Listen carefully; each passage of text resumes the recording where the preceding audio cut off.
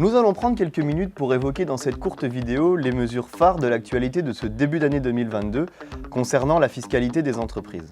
L'année 2022 débute sans grande réforme fiscale, ce qui n'a rien d'étonnant puisqu'il s'agit là de la dernière année du quinquennat d'Emmanuel Macron avant une prochaine grande réforme fiscale attendue l'année prochaine. Certaines nouveautés peuvent toutefois apporter quelques opportunités ou changements à connaître et c'est ce que nous allons voir maintenant.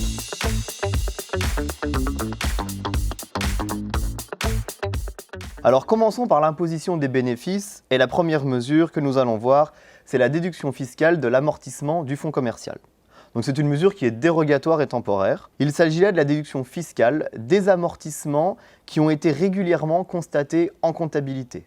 Cette mesure temporaire s'applique donc pour les fonds qui ont été acquis entre le 1er janvier 2022 et le 31 décembre 2025.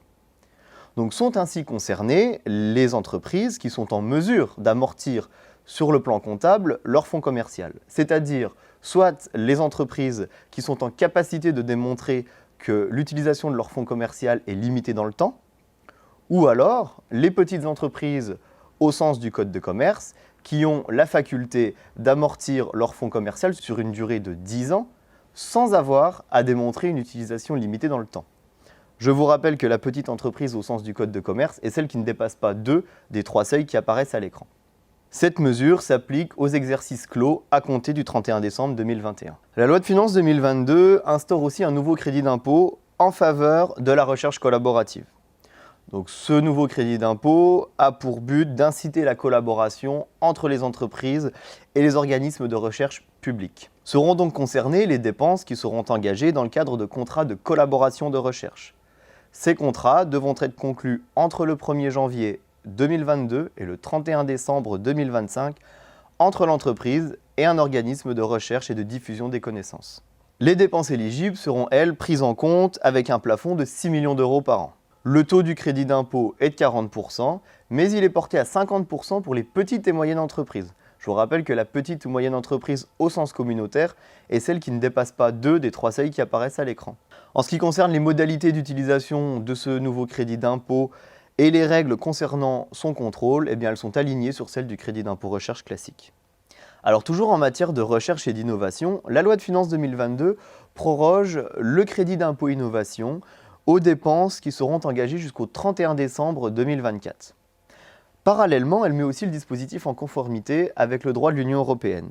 Et de ça en découlent 2 conséquences. La première, c'est la suppression de l'assiette du crédit d'impôt, du fameux forfait de fonctionnement. Mais corrélativement, le taux du crédit d'impôt est porté de 20 à 30% pour les dépenses engagées en métropole et de 40 à 60% pour celles engagées en Outre-mer.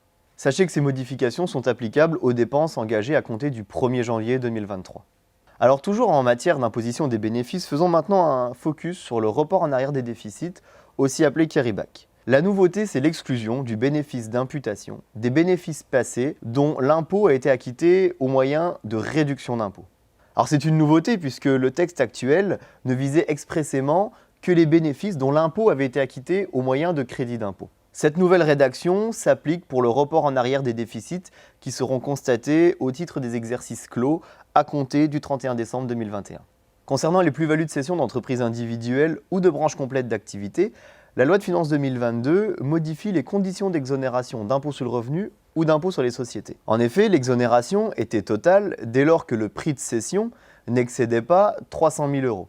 Eh bien, la loi de finances 2022 rehausse ce seuil à 500 000 euros. L'exonération sera partielle dès lors que le prix de cession sera compris entre 500 000 euros et 1 million d'euros, contre 300 à 500 000 euros auparavant.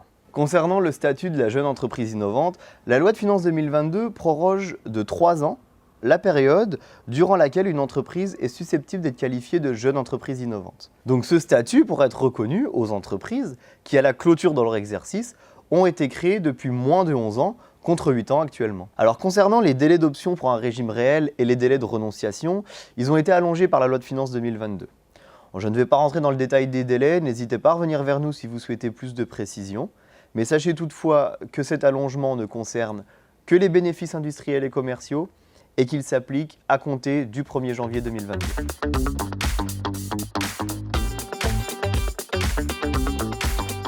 Alors finissons cette partie sur la fiscalité des entreprises par un point sur la TVA. La loi de finances 2022 modifie les règles d'exigibilité de la TVA sur les acomptes liés à des livraisons de biens. Pour rappel, l'exigibilité de la TVA sur des livraisons de biens suit la règle des débits.